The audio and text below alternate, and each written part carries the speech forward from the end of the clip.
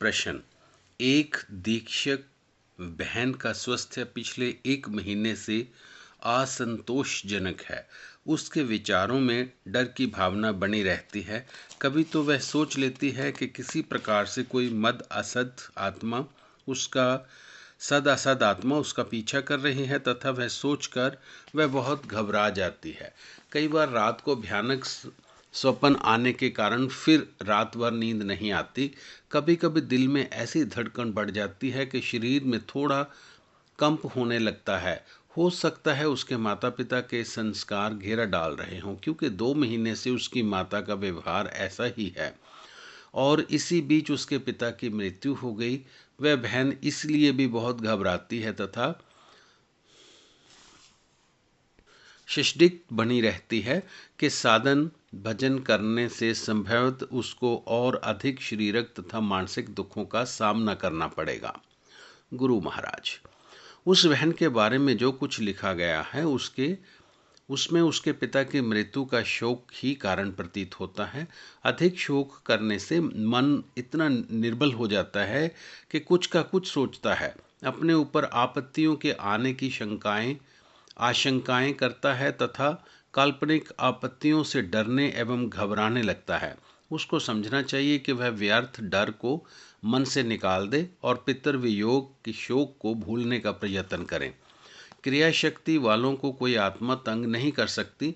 कभी कभी किसी किसी साधक को अनुभव होता है कि उसके शरीर में कोई आत्मा आ गई है। उसे किसी दूसरी आत्मा का प्रवेश नहीं समझना चाहिए।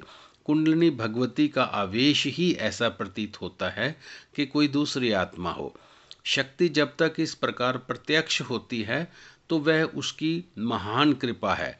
इस प्रकार प्रत्यक्ष अनुभव होने पर वह दूसरी आत्मा की तरह बातें करती है, उपदेश देती है और रक्षा करती है। उस बहन को भी यदि ऐसा अनुभव होता हो तो डरना नहीं चाहिए। ऐसी अभिव्यक्ति को भगवती का साक्षात्कार समझना चाहिए। जब बाहर की कोई आत्मा किसी में प्रवेश करती है तब वह व्यक्ति मूर्छित हो जाता है, किंतु क्रिया शक्ति वालों को पूरे होश आवास में ऐसा अनुभव होता है कि मेरे में कोई दूसरा घुस गया है तथा उस समय शरीर में शक्ति का आवेश भर जाता है। यदि उस बहन को भी ऐसा प्रतीत होता है तो उसे डरना नहीं चाहिए। उसे आश्वासन दिलाएं और धैर्य बंधाएं कि कोई आत्मा उसका कुछ नहीं बिगाड़ सकती। ये सब मन की भ्रांति है और घबराने डरने के कारण ही स्वास्थ्य भी खराब हो जाता है। पिता का रंज ना करे, सबको एक दिन यहाँ से जाना है। उसके पिता क्या सदा अमर रह सकते थे? साधन भजन के कारण अनिष्ट परिणाम की आशंका करना भी व्यर्थ है, क्योंकि क्रिया शक्ति की सभी क्रियाओं साधकों के मंगल के लिए ही होती हैं। उसमें अमंगल की कोई संभावना नहीं। यदि क्रिया के कारण कभी डरावने दृश्य दिखाई भी दे अथवा अन्य किसी प्रकार से किसी अनिष्ट की आशंका दिखे तो कालांतर में उसका परिणाम भी शुभ ही दिखेगा।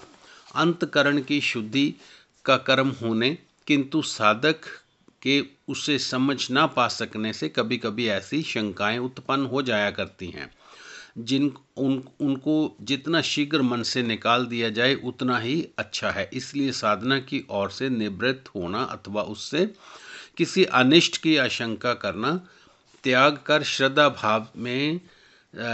भाव से लगे रहना चाहिए।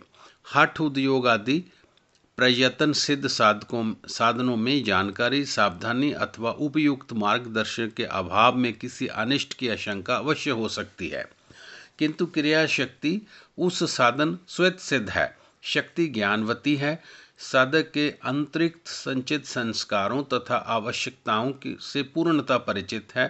तो जिस क्रिया की जिस रूप में तथा जितनी मात्रा में आवश्यकता होती है वैसा ही अनुभव कराती है।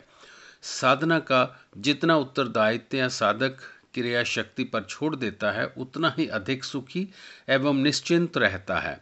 इससे किसी अनिष्ट की आशंका भी नहीं है। अतः ऐसे साधकों को समझना चाहिए कि प्रियजना के वियोग के शोक को भूलने, अपने अंदर किसी अन्य आत्मा के प्रवेश की भ्रांति को दूर करने, प्रसन्नचित्त रहने तथा साधना से किसी प्रकार का अनिष्ट होने की संभावना की आशंका को दूर करने का यत्न करें तथा भक्ति भाव से भगवती तथा गुरु शक्ति पर दृढ़ विश्वास रखकर निरंतर साधन में जीवन बनाए रखें।